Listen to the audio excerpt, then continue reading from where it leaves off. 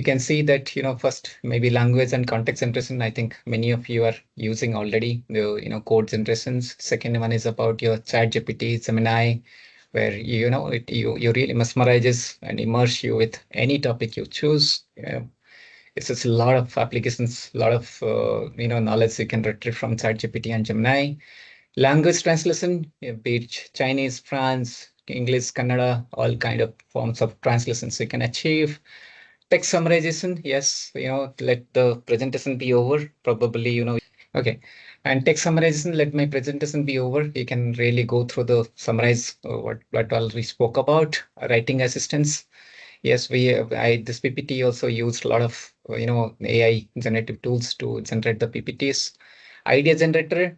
One line I want to talk about GenAI. It is not in like any other conventional algorithm. The greater meaning of generative. You train with certain data available. It generate connects and give a very greater meaning to your inputs.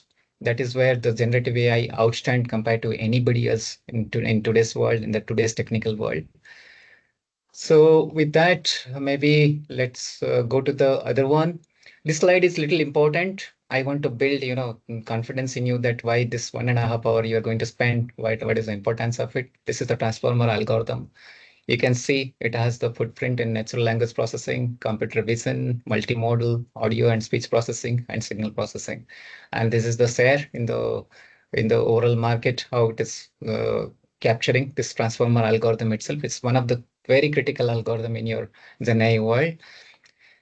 I hope I have done enough marketing for transformer algorithm. I understand that I am running a little faster for you in the beginning. I'll be going at the pace which is required in the critical slides. Otherwise, other slides, I'll be going a little faster. So kindly bear with me. In the interest of time, I'll be managing myself in that way. All right. So let's get down to the business. So this is the attention is all you need. This is the research paper. And we have also one of the from India, Asis Vaswani, he was the key author of this. You have the encoder architecture on the left and decoder architecture on the right side of it. And there are a lot of wiring diagrams, which I will explain in details. And I will also give the connections, how these are, there is something called cross attentions, how build between your encoder and decoder, and give the complete encoder plus decoder architecture, how overall system is going to work. All right. My job is to give a lot of examples and inclusions and justifications at every steps. So stay tuned. You should not be losing the context. And I will give ample time wherever the critical slides comes. All the other slides, maybe I'll be running fast. So kindly arrange accordingly. Okay. To begin with, this is the first block. We call it input embedding. So let's say I give an example. I give 1 billion words to you. You mug up, you remember. But how do you work? How can you use those words?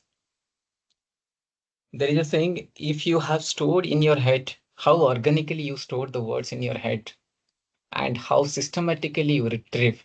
That is where you can use such a large number of words.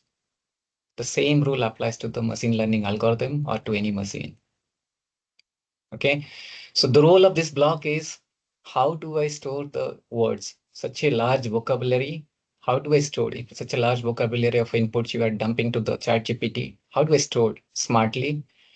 And in what context I store? How semantically I stored, so that my retrieval process is faster and I have a greater meaning of that.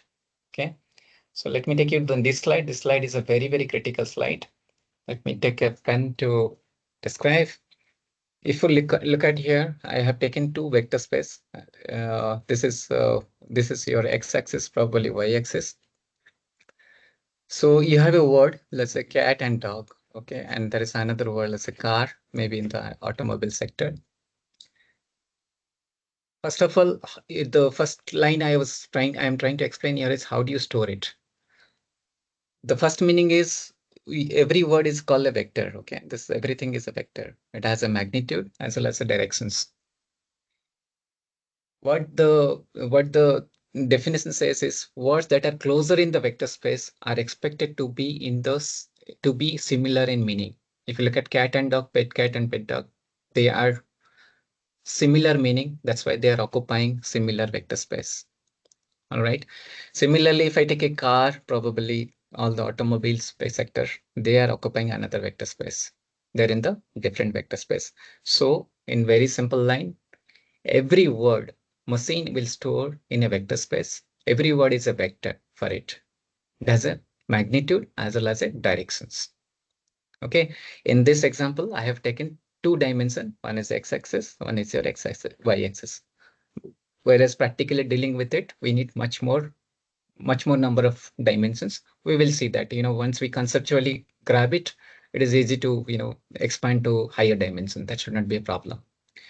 Another meaning I want to add, machine, when it store in this fashion, the similar words, whenever it's stored in the similar vector space or the nearby vector space, it has more nuanced understanding of the language. What that means is it is able to critical meanings of that word. It is able to extract it out.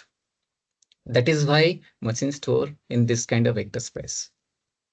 Okay, so from this slide, two lines are very clear. I have set up dimensions. Machine algorithms is going to store them in a vector space. Similar words, they will occupy the same vector space. All right.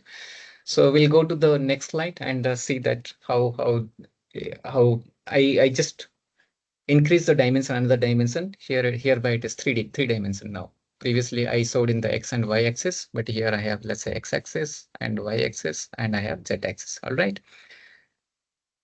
In this, if I take an example, today you are using GPT, you can see the, how magnificent outputs are coming, how the greater analysis GPT is able to do. They have dimension of 12,288. I hope you are able to connect. Every word machine has stored using now 12,288 dimensional space in the GPT. In this example, I have only 3. Okay, so you can imagine, as human minds, we can generally visualize up to 3 dimensions. Beyond that, you have to imagine. So with this storage, the machine knows, as it knows that similar meaning words are aligned to the similar vector space, so that it can get a critical meanings out of it. Okay, let me take an example, probably just to, yeah, you can see the window. So I am putting a telecommunication as an example. You can see the words near telecommunication, telegraph, satellite, cables, those broadcasting, all the similar words, they're coming to the same vector space. Probably, I can take another example. Let's say I take bank, take an example. Then if you look at your bank, you near to the bank, you will have all commercial aspect banking, loans, dollars, deposits, right? Maybe I take another example. Let's say India, if you take an example, then yeah, if you took maybe our country, maybe India, if you say Kerala, Gandhi, Nehru, subcontinent, Delhi, Buddhism, Indian, in a very small nutshell, in the vector space, in the n-dimensional vector space, we have stored the like-minded words. You can say like-minded people hang out together. In the similar analogy, the similar meaning words are occupying the same vector space. And this is the foundation block for the transformer algorithm. If you don't store it, you cannot make any meaning out of those words. Okay. So with that, let me take you to the next slide. I hope this one is clear.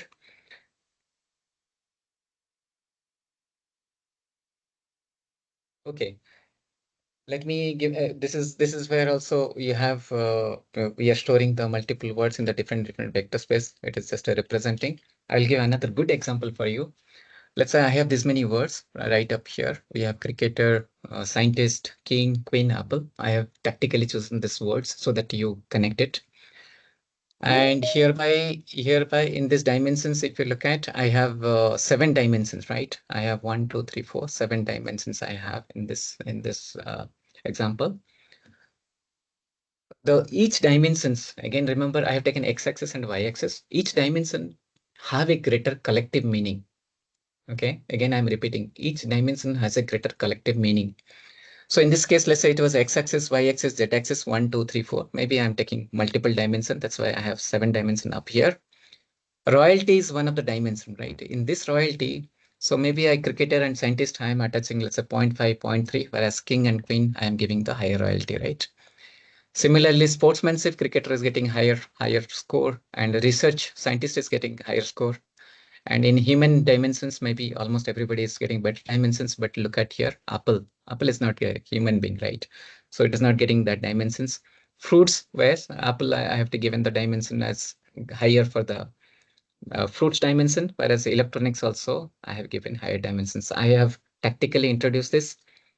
Remember that Apple, one word which is getting the higher dimension in both fruits and electronics. We'll have a greater analogy down the line. So in this example, you can see that I have taken 7 dimension into my overall word arrangement, and I have given the score for each of them.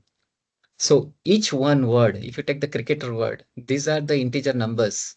They collectively form one vector. And this vector in this example is 7 dimension vectors. So one word now finally represented by 7 integer numbers, or you can not integer, 7 numbers. And that 7 numbers collectively considered as one vector in 7 dimension space. That's a simple outcome of this slide. All right, I hope all are with me on this. Just to extend, let's say this is the English statements. As I said, each word is now set of numbers, and each and this is called vector, right? This each one is one vector for respective words. That is how you can take it. And this is called embedding vector. Okay, somebody call embedding matrix, somebody call embedding vector.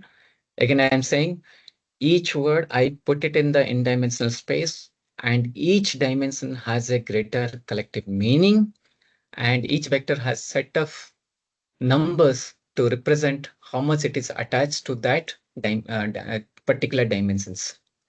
Using this, machine knows a greater meaning of that word. That is how the words are interpreted in your machine learning algorithm. All right, but there is a bit of problem. Okay, let's say, where do I store? This is a wide vector space. As I given seven word vector space in my example, and GPT is using 12,288 vector space. Now, what you have to do is you have to train the machine. Okay, let's say in this example, I am training. Let's say take the left example. An apple a day keeps doctor away. Apple is healthy, or apple is better than orange. Apple makes great phones, right? So if you look at the left side, the machine is more biased, thinking that the apple word in this for statement is more towards the fruits. So let's say fruits was one of your dimension. It will give more score to the fruits. All right.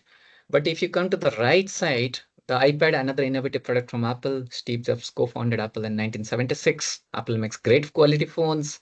An apple a day keeps doctor away. If you go by this set of data, naturally, machine algorithm will be more biased, thinking that Apple is here is a phone, right? Or we are talking from the Apple corporate or Apple products, right?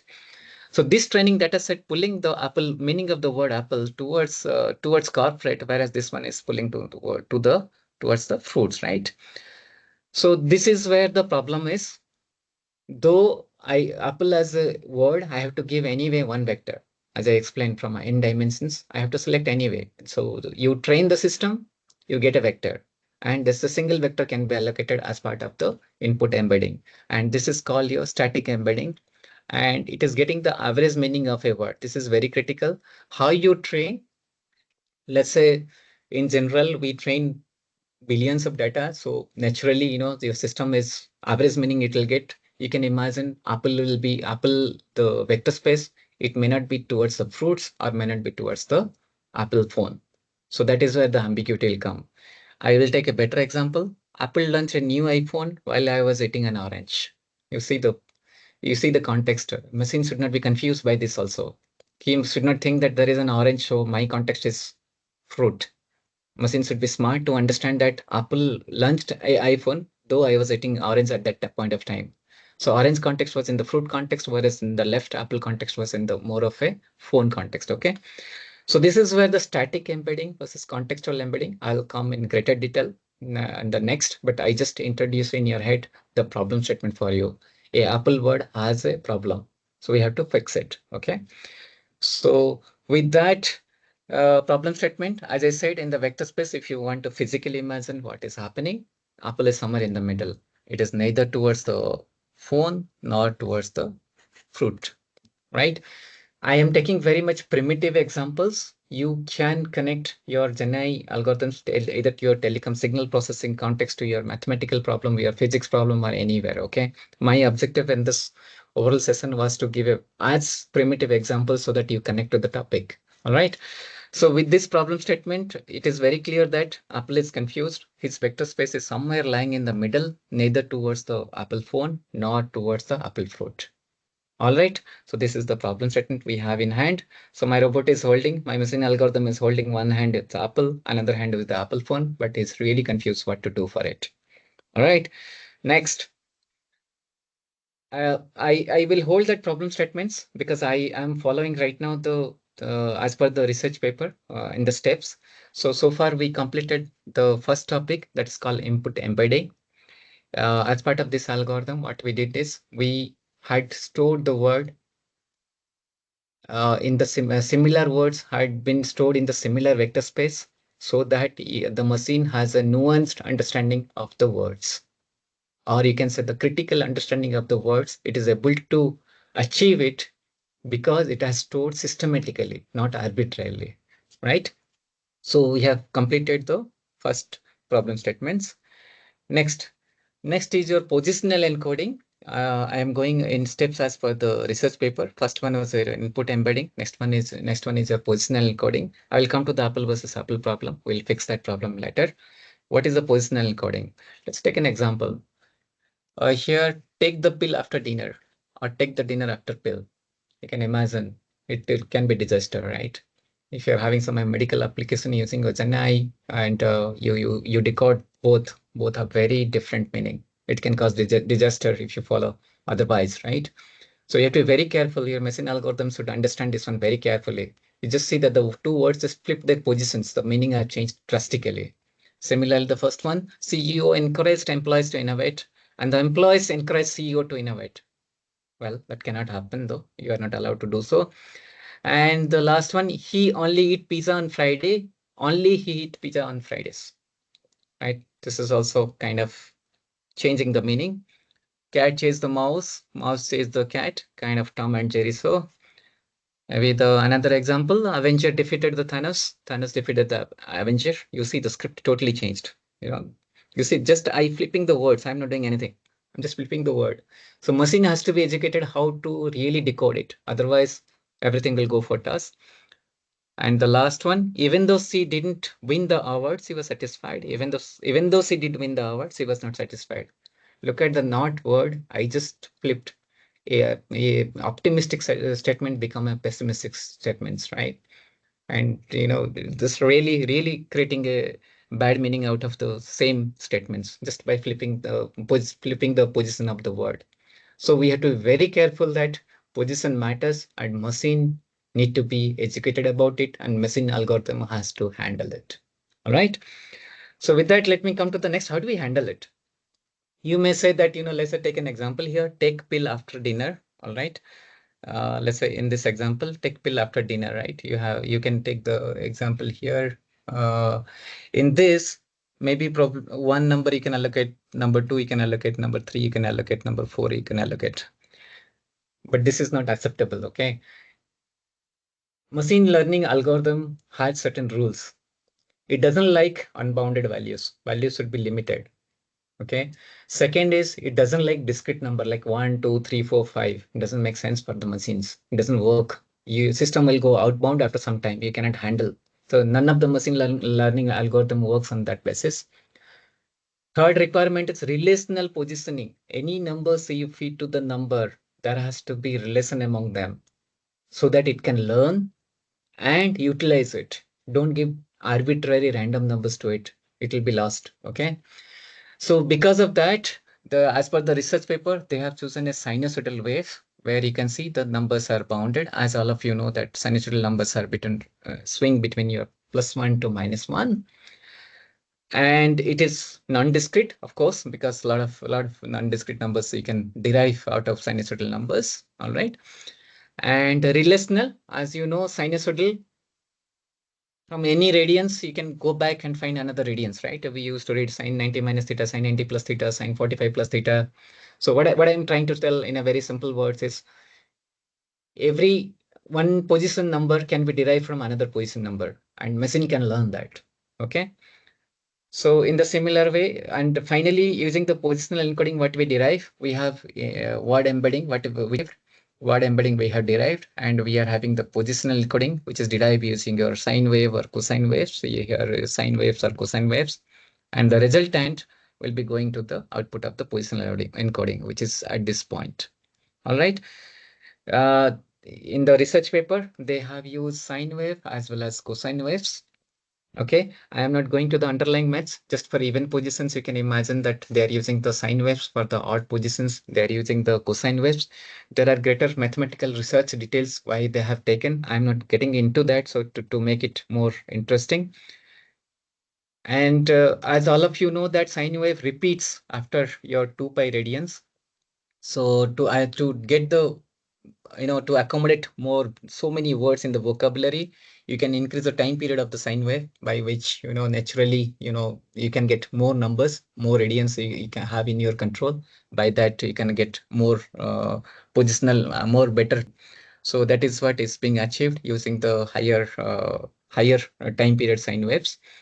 This is the mathematics which is there in your Google Brain research paper, which I was pointing to. This is the position which you feed, and I is your ith index out of your D model, typically D model 256 or 512 or 1024, based on the applications. I understand these are the little bit of deeper mathematics. You may not be able to connect, but in a summary, this slide is more makes sense. This gives a more physical meaning of what positional embedding is doing. If you look at this picture, it is a heat map. You give this heat map to machine through your training process. It can have a relational behavior. It can learn. If you look at it, it's a pattern. It is not something random. The machine can learn. That is what the whole crux of this input positional embedding is all about. So we used a sinusoidal wave and a cosinusoidal wave, set of sinusoidal waves which are of having different time period, and using all of them, we created a positional encoding vector, and which we added up to the original embedding vector. Now the new vector which we find after the positional encoding vector, the new vector which we find at this point, that is now position aware vector. So system knows the greater meaning of the position aware vector that we had generated. So as of now, we had completed first one is your input embedding, second one is your positional embedding. In a very short summary of so far what we have completed, I have billions of word.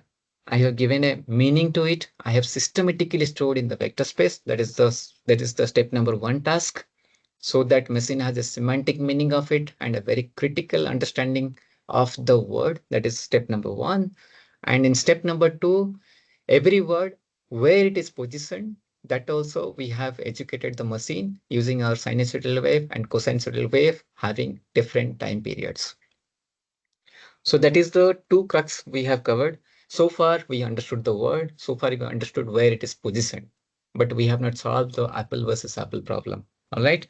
So let's come to the next aspect. So we have completed input embedding and we have completed the positional encoding. So now we are going to test the multi-head attentions. Well, before getting to the multi-head attention, we have to cover the self-head attentions. This is the diagram you would see in your research paper, Google Brain research paper. It looks a little cryptic, but I will give very simple examples so that you connect and understand it. All right. So this is, today, anything you understand or not, I request everyone to give a very high attention for this problem statement, and we really understand this one. Finally, you will realize this transform algorithm is such a simple solution they have given, but using such a smart technique that it's creating a storm in your technical world. All right. So as I said, we had a problem statement. Apple was somewhere in the middle. It doesn't know whether it has to go to the fruit or it has to go to the phone, right? So we had to solve that problem. I'm giving another problem. If somebody was not able to connect, let's say another word. I swam river, all right. I swam across a river to get to the other bank, right? And similarly, second word, I drove across the road to get to the other bank. Now the machine is confused. Is it a financial bank or it is a river bank, right? So this is where machine the ambiguity comes, and we have to give a solution for it. How do we give a solution? So far, as I told you, we have generated the embedding vector for both of it. Bank has an embedding vector, but this embedding vector is a static embedding. It's the same vector for both of it. Machine knows this word as the same vector. So how do we solve it? That is the crux of the algorithm. All right, maybe another example. He went to the bank, learned of his empty account, after which he went to the river bank and cried. Sorry for the pessimistic statements, but this example was, if you look at it, is a single statement, but in half the part of the statements, one this bank was meaning more of a financial institutions, whereas here this bank was meaning more of a river bank. You see, in the same phrase, the same bank word had changed the meaning. I would put it another way. The context has changed. In one statements, the context has changed from half of the statements to another half of the statements. That is the critical point I want to bring in. All right. So we have a static embedding. That is our problem statements, which I graphically shown it. That is why I give them same color. That means the vectors are same. This is the static embedding vector that we got it in the beginning. Now we have to make it context aware embedding. This is where the solution lies. We have to make sure that in this context, if you're speaking, then the vector bank has a different meaning. And in this context, if you're speaking, the bank has different meaning. So we have to make the word embedding, which has to be context aware. In which context you are speaking, accordingly, the vector should be modified. It should be revised, or you call it, it should be refined. So the same vector now has the yellow vector has become now purple, and same yellow vector has now become the blue. I changed the color. I just want to show the pictorially that we change. We have to make it now static word embedding vectors to the context aware word embedding vectors.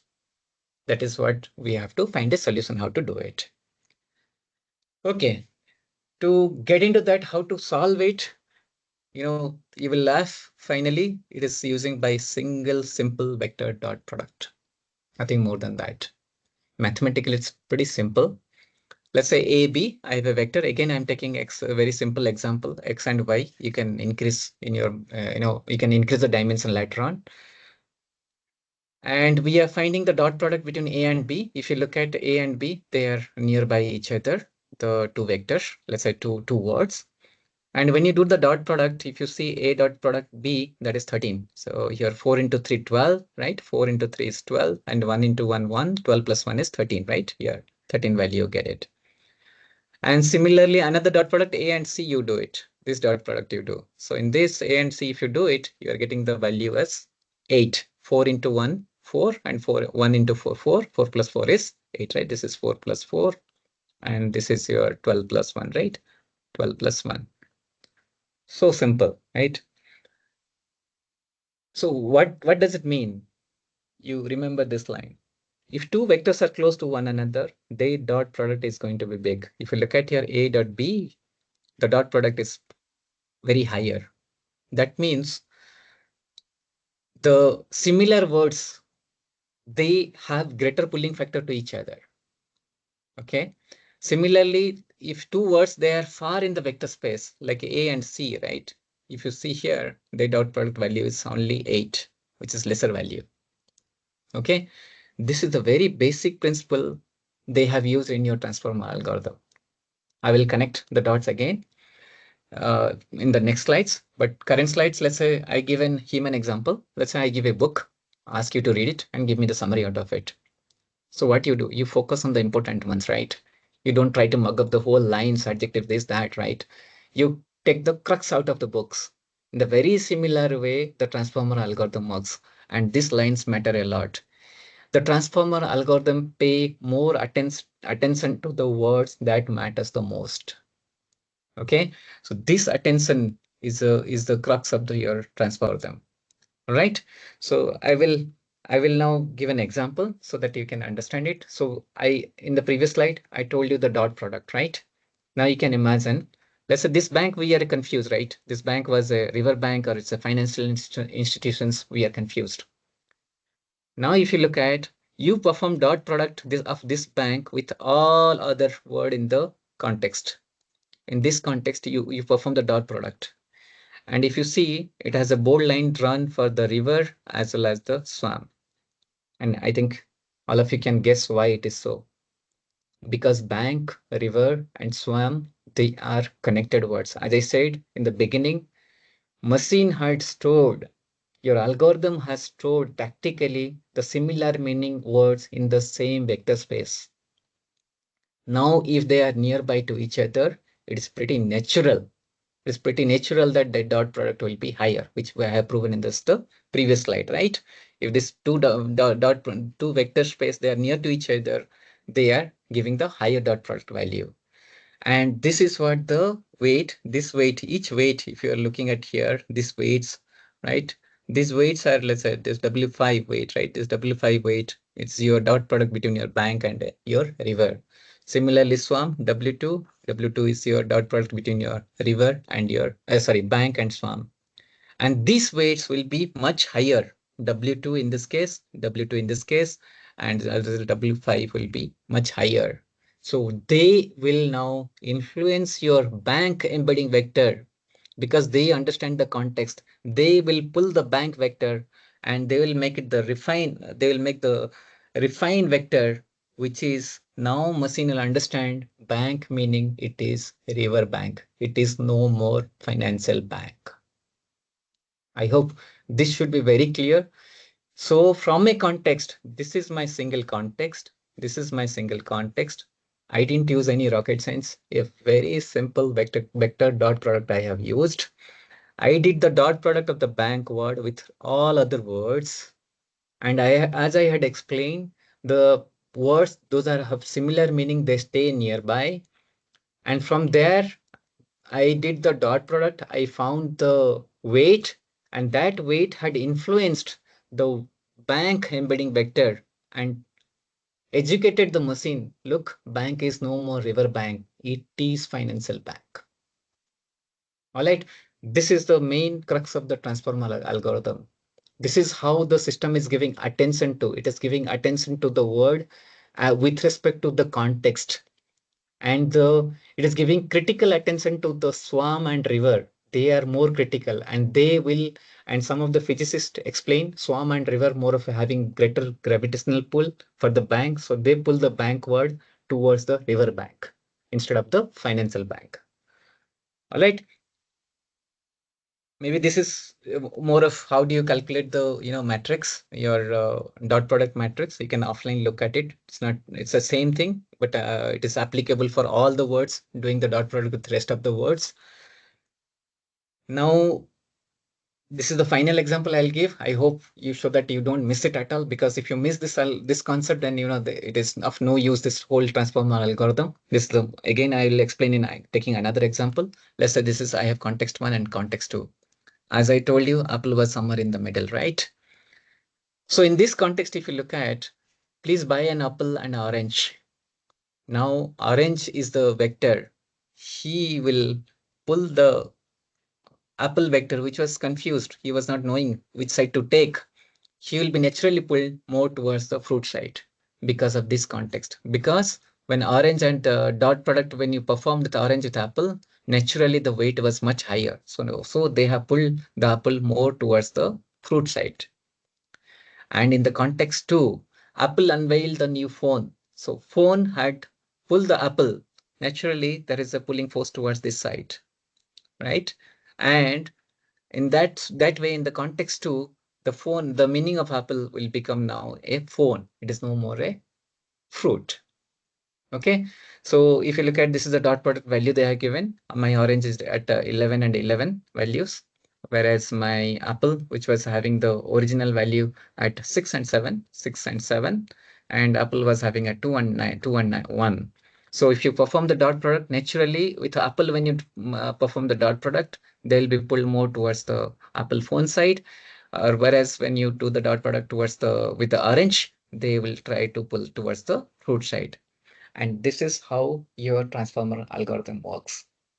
Pretty simple dot product.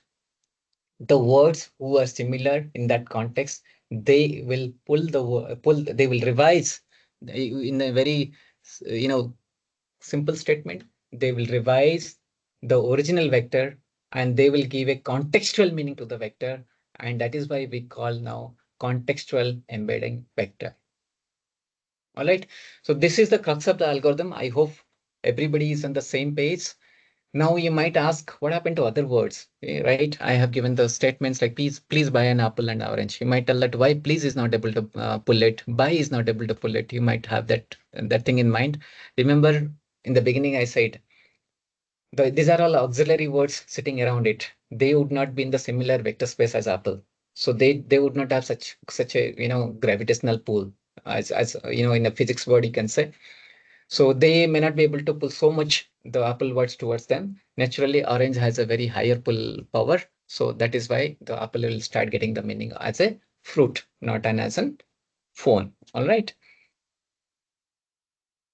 And this is a little bit of mathematical way to look at it.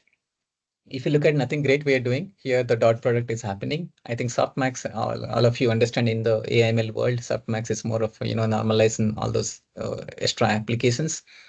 And then we are multiplying with the we are revising the vector. This is the revised with the multi different weights to the all the words, and then we are getting the finally revised contextual vectors.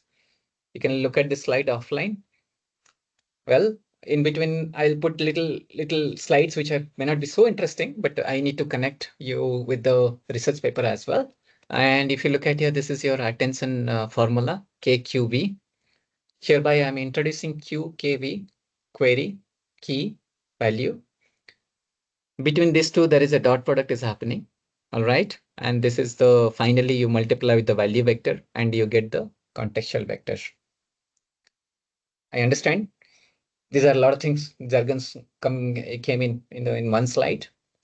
I'll give a very critical intuitions here. One of the IIT professors has very nicely put up why QKV was required. So far, I know I was explaining it as just a child math of dot product, and we are able to achieve the transformer algorithm. Then why this complexity word came Q, comma K, comma V, right?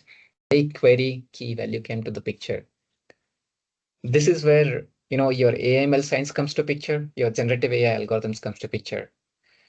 In your conventional algorithm, you have a limit how much you can understand the complex phrases or statements. Okay. Beyond certain level, human cannot decode as much as machine can do. Based on the machine capacity, it can decode much more. It can extract much more meaning out of it.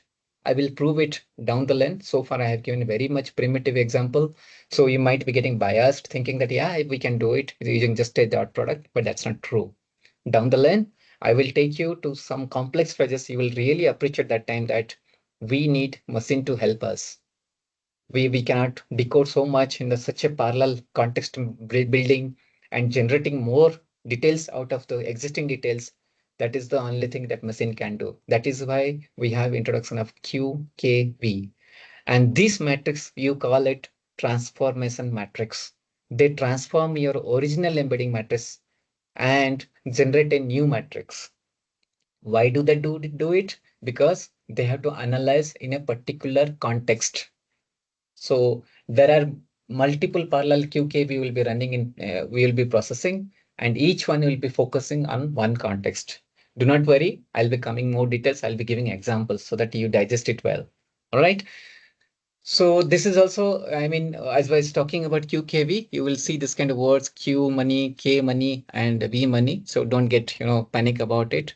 As I said, this is the machine job. You are giving the responsibility to the machine to learn this transformation matrices. And finally, end goal is you are creating the revised matrix, right? So don't lose me. Again, I'm just comparing. As I said, this is a conventional algorithm. It's a simple dot product. And I was mentioning that why we are not sufficient with this single basic dot product algorithm, why we have to go for Q, K, and V. Okay, so I will come to that. I will give examples so that you appreciate and you don't lose me. And this is what the formula, the crux formula, which transformer algorithm using. Okay, now pause and think about this line. Fine for parking.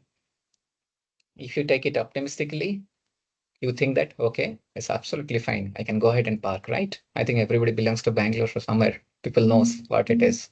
What does it mean, parking mean, right? So if you take up pessimistically, fine for parking. You have to pay fine if you park, right? So your brain neurons also confused what to do with the statements. Imagine how machine will decode it.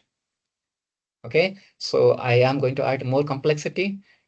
So for now, so far, I have completed, again to revise, input embedding, positional embedding. I am now completed multi-head head attention I'm going to cover. We are halfway through explaining your self-attentions. And by now, you really understood the 50% of the transformer algorithm where using vectors and using dot product, the machine is able to understand in what context you are talking. He knows apple is talked in the context of fruit, or apple is talked in the context of phone, or the bank which you talked, is it in the context of financial bank, or you talked in the context of the river bank, right? And using a very basic concept that is called vector dot product. All right. So with that, we declare that yes, context matters. Every word, the meaning of the word, context matters. That is what we have concluded so far. But still now, this is not enough. So that is why the next topic comes, that is called multi-head attention in your transformer architecture. Okay, take the word. We have 5 robots sitting, they are debating, each one is solving one problem.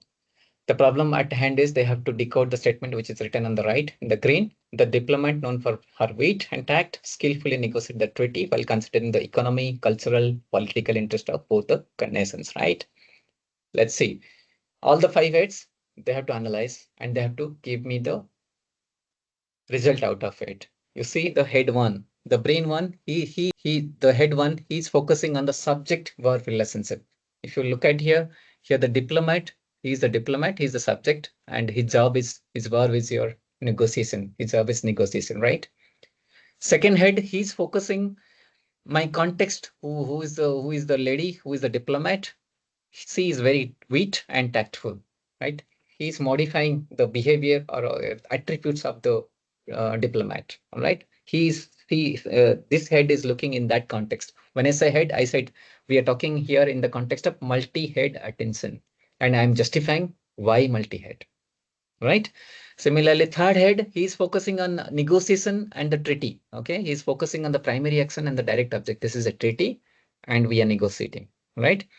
And this is another context they are looking. Another brain is focusing on parallel dependency, like your economy aspect, cultural aspect, political interest. Like you, let's say no decision are taken independently, right? We engage multiple people. Let's say take your code review or take your any work you do in office. Singular head doesn't work out, right? It is always a teamwork and it's a collective effort that makes the product, right? So same way, the machine, you also imagine it has multiple heads, multiple brains to work out. All right. Maybe this, and each head is working parallelly. Okay, so that is why today I'll add another critical aspect to the whole algorithm context. Today transformer algorithm is so successful because it is able to run things parallelly. All your inputs given, there are multiple brains working parallelly and giving you the results. And if you look at QKV I have introduced, these are the transformation metrics. As I was mentioning, these metrics are learned during the process. They know this QKB is focusing on maybe subject verb. This is focusing maybe temporal or spatial analysis. This is focusing maybe some other dependencies. So that is how the machine is working. Each brain is working and working on a particular context, and finally they will join and give the combined output. Okay, maybe let me take you to another example, interesting example. How will Trump and Harris win will impact India-US ties? Sashi Tharoor explains, whereas Jaisankar says either win will shall not impact. You know Jaisankar, right? So if you look at here, I have multiple heads here. Head one is talking about Trump and Harris as a political figure, whereas in this context, the head one is focusing on Sashi Tharoor and Jaisankar as a political commentator, you can say, right? Whereas head two, this is one interesting head. Sashi Tharoor is explaining, right? Whereas your Jaisankar is says, this guy is pretty bold man. He says his words, he doesn't care, right? So that is how you can connect. The machine is able to understand. Well, look, Jaisankar is a bold guy. He gives his statements, whereas Sashi Tharoor is explaining the statements. I'm not taking any political stance. Okay, disclaimer. Well, next is your temporal and geopolitical context. Here we are taking Indo-US ties, right? Geopolitical context. Machine is able to focus. And is it a recurring theme? Is it a India-US ties? How was it in the past? How is it now? How is it going to be in the post-elections? So that head is focusing on this context analysis. So this is another example. Maybe, another example I have added. For the interest of time, I'm not going through. Maybe Autostand a very beautiful example where he has to invest in the resources, and at the same time he has to give the weightage to the innovation as well as your sales team, and as well as exploring the new market. How does he handle it, right? So in this context also, if you look at, for a given problem statements, there are multiple heads who are working parallelly. There are multiple heads who are working parallelly and giving in that context, they are generating the outputs. By now, I hope you would have appreciated that, the GenAI is not success just like that. Okay. The machine internally learning, making QKB metrics, and each set of QKV is focusing on one context, like so many examples I have given, so that you are pretty clear. Either it took the political example or the corporate examples, or the witty or the treaty examples. And machine is focusing on one context. Every there are set of brains focus, and each one is focusing on one context. And finally, they are giving combined heads. You are getting a very collective and very systematic and very contextual rich outputs. All right. And if you take today GPT, there are 9,216 heads are working. All right. And all of them are working parallelly. That is why you are seeing such a magic, you are enjoying the GPT-3. And this algorithm was so tactically proposed so that, so many brains can work parallelly. And the last, the success really goes to because of this so much of parallel operations. All right. With that, maybe I will give another context if someone had missed, if in the image processing context. Let's say I have a picture. I am extracting some information. I focus on one attention filter. I have only single brain, let's say. Then what? Maybe primarily I'll just extract what? Only the person image, nothing else I'm getting. I have given this is as a original input. I'm just extracting what? Only the person image. Take a next example, brain 1, brain 2, and brain 3. If you look at here I am able to extract the person. Here I am able to extract the behind the scene, or you can say cloud or the weather. And here I am able to extract the stones around the person, right? Stones or mountains, all that. So this is in the image processing context, how multi-head attention is useful. GenAI is not meant for only your, ChatGPT or something. It can do image processing. It can do gambit of things. There is no limit of it. So this is another example for you to connect to.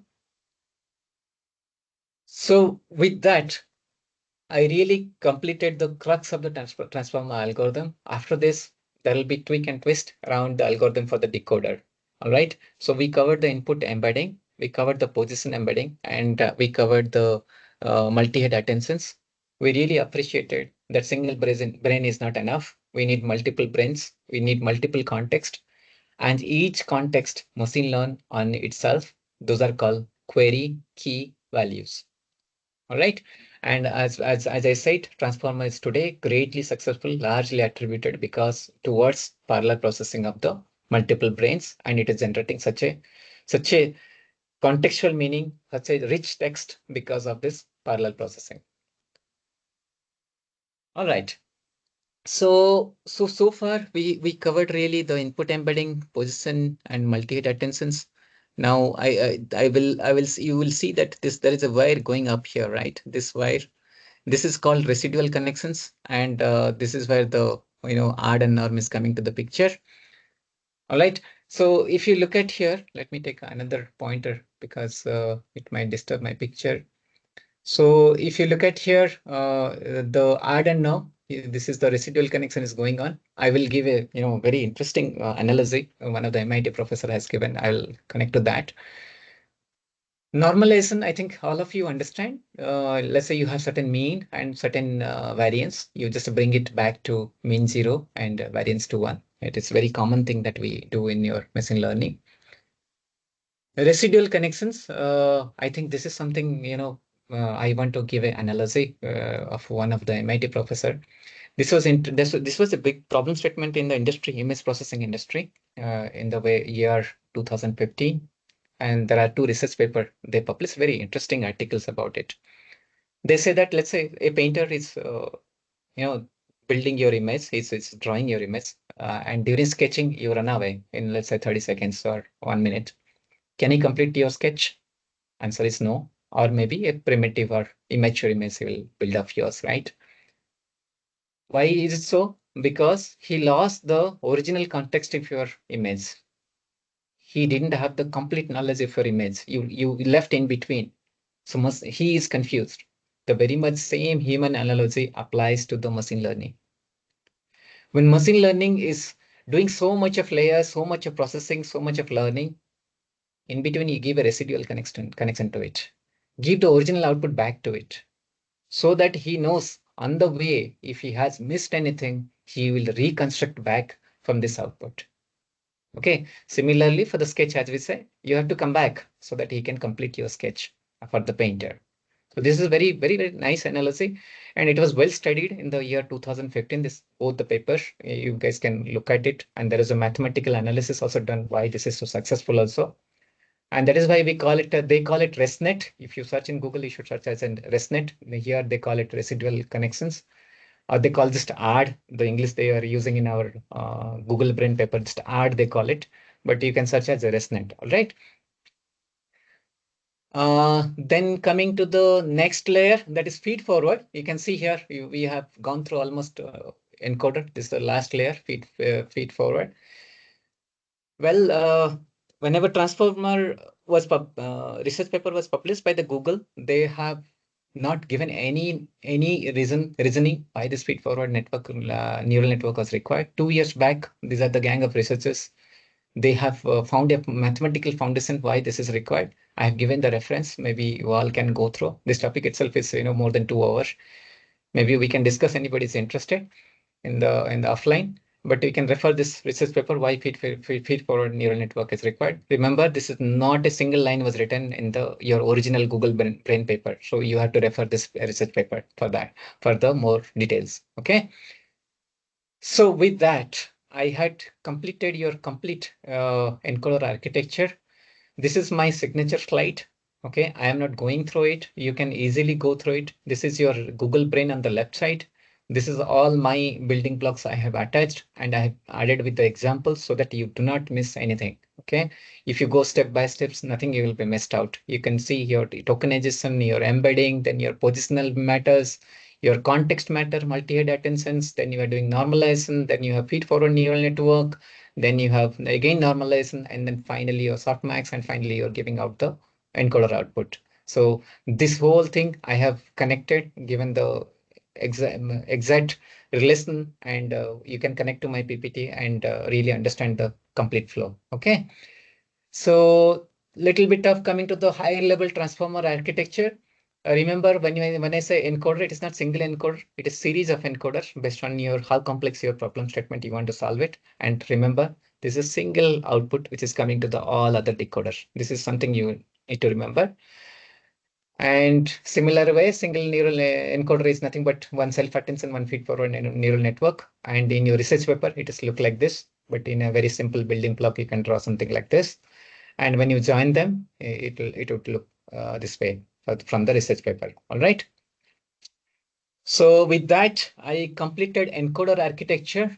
I hope you had an enjoyable time. I am going to the decoder architecture. To begin with, I think output embedding, it is very much same as embedding. Positional encoding we had covered. I talked about pill versus your dinner. I know how position matters. A lot of examples I have given. But even here also multi-head attention is there. Nothing new is here, but there are minor change. If you look at your multi-head attention, they call masked multi-head attention.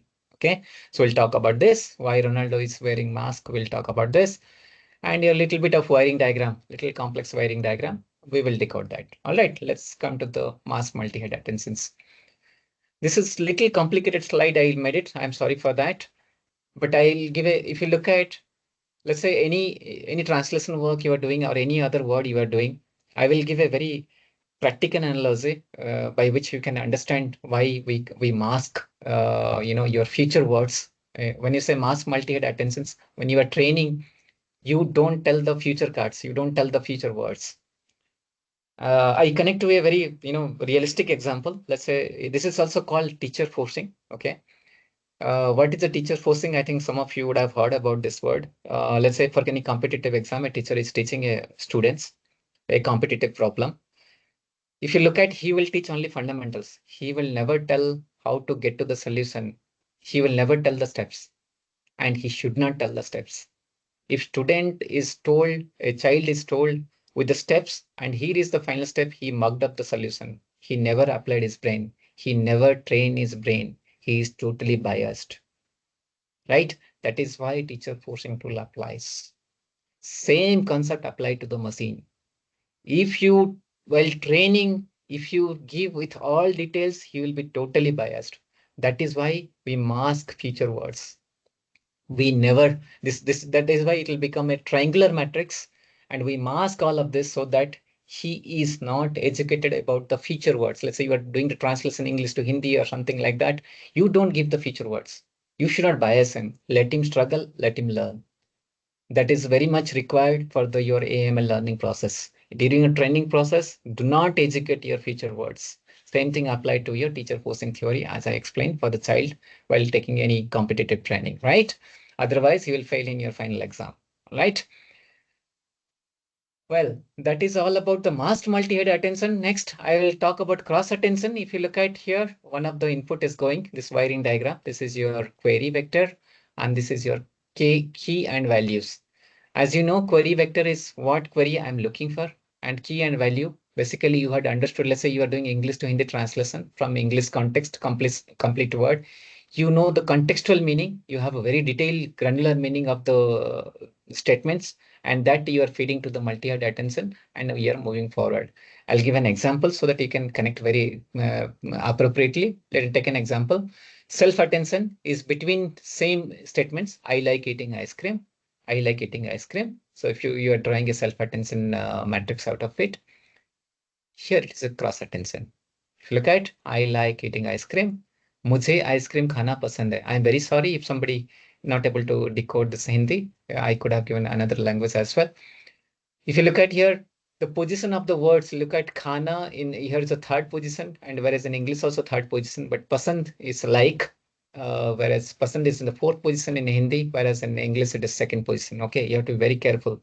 And remember, machine is able to achieve this by performing cross attentions. This is the cross attention matrix. It is able to, using this, it is able to derive and able to understand that where I have to like has a greater attention to the person. They are not one-on-one. All right. So this is how the cross attention is achieved. And maybe this slide also you can connect, English versus Hindi. Maybe offline you can go through. In the interest of time, I'm not going. The last layer of your decoder, that is your linear and softmax. I think linear, I think its output is logits. I think all of you know that as many vocabulary outputs are expected, those many logits are there. And softmax, it is one of the, there is something called AI temperature analogy. Also, we get it from your physics Boltzmann distributions. I think all of you know that softmax also very much common block in your AI/ML world. We use the temperature so that we stabilize the probability distributions, because your exponential, your ALUR value is there, which is trying to disturb your original meanings of the numbers or the spacing between the numbers because of this exponential figure. And to balance it out, to make your probability distribution more realistic, we use the softmax functions.